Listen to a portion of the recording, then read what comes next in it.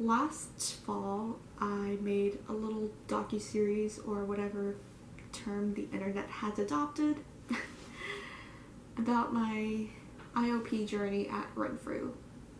And for those who aren't familiar with the Renfrew Center, A, shame on you for not watching my docuseries, but B, it's a treatment program specializing in eating disorders, and they have different levels of care. They have residential programs in some of their locations, day treatment, and IOP, which stands for intensive outpatient. I was in the IOP program in Pittsburgh, so I've never been in the res treatment or day, so I can't really speak for that, but I can speak for my experience at IOP. So I was discharged the week before Thanksgiving break, and the holidays can be a really tough time, and I feel like there's never a good time to be discharged, or like a time when one feels 100% ready. But it was like I was kind of put in a kiddie pool, and then all of a sudden I was just thrown into an ocean.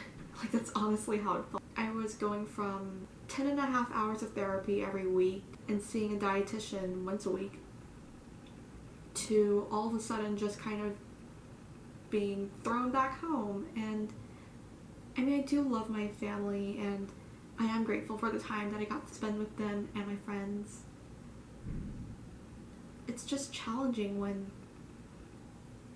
everyday meals is stressful, but having a holiday that's so centered around food is coming your way, and it gets really overwhelming really fast. And then if you're like me, you'll feel guilty for feeling bad, which then just leads to this awful spiral. And it's like once Thanksgiving passes, then it's Christmas, which is another, not food centered in the same way that Thanksgiving is, but still food heavy. I did a fairly decent job at keeping my ED behaviors at bay and trying to be better at communicating, but I do wish I was a little more transparent with my parents as to what kind of support I needed. Like, if I was having a challenging meal, just letting them know, instead of saying, okay, I'm going to push through this on my own, just shut my brain off and power through it. And that's still something that I'm kind of working on, not just with my parents, but also with my friends and my boyfriend. Like, thinking back to earlier on in my college years, especially, I would cancel dinner plans or coffee plans because I got so overwhelmed with not knowing the caloric intake that I would have in that meal, and I would just shut down. I mean, obviously college is a stressful time, but I robbed myself from opportunities because I was so insecure about myself and I was so terrified. And I think a lot of it has to do with control. It felt like my life was spiraling out of control constantly, and if I could control what I ate, control my portions, control everything in that regard, then I could transpose that control over to my success, my GPA, my academic accolades, etc. And when I wouldn't do well in school, for example, I would say, oh, like, instead of, like, the logical thing to say was, my brain can't fuel on 24-hour fasts with only Rockstar Zero sustaining me. I should probably eat something more substantial and actually sleep. My head would just twist that poor performance into this is what happens when I'm undisciplined and I need to go on an even longer fast or something to that effect. And it's just a really toxic thinking trap that's really hard to get out of. And I needed something more than a weekly therapist to kind of pull me out of that and to kind of give me a foundation that I can start building healthier habits off of. Winter break was alright. I got a little bit better with asking for support, especially telling my mom, hey, when we were in New York City, just telling her, hey, this touristy stuff is really fun, but my brain started to accumulate all these toxic thoughts. I still enjoy New York City, and I do have a few photos on my Instagram, which is Maddie Condria, if you guys want to check that out. But yeah,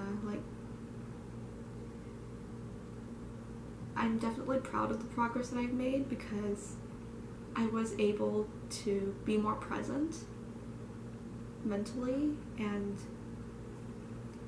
allow myself to enjoy different aspects of that trip. Not just the food, but also sightseeing, going to the Rockefeller Center, going shopping in Times Square, going to see Phantom. That was so amazing. That's something that I wouldn't have been able to do earlier on. Even before going to New York City, right when my winter break started, my boyfriend actually came to visit me in Pittsburgh, and it was a great time. He helped me take a stab at a few of my fear foods. Again, just showing him my favorite parts of the city, and soft pretzels are one of my biggest fear foods. And we got a custom pretzel.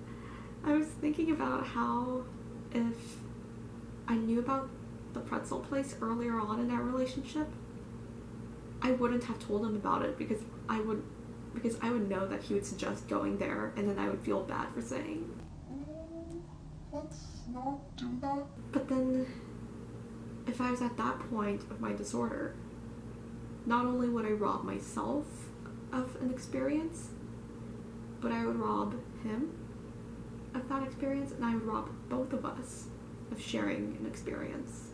That kind of led me to think, if I don't actively try to get better, what else am I robbing myself of? What am I robbing him of? My friends, my family. I was making all these compromises over a small part of me that doesn't have my best interests at heart. Sure, not every day is going to be like that. I'm okay with that. But am I really going to make those kinds of memories impossible for the sake of a false sense of safety? That's going to be violated at one point or another. And I realized I don't want that out of myself. Anyways, fast forward to January. I got back to school, and I didn't realize it at the time, but looking back, there were so many red flags. I've had some people here and there saying really nice things about my recovery journey, saying things like I was an inspiration, that I was strong, that I was encouraging. I took that as additional pressure for me to continuously get better, and as if I wasn't allowed to slip back, which I knew was irrational, but I was terrified that if I slipped back, what would that say to other people who are looking up to me as a sign of hope?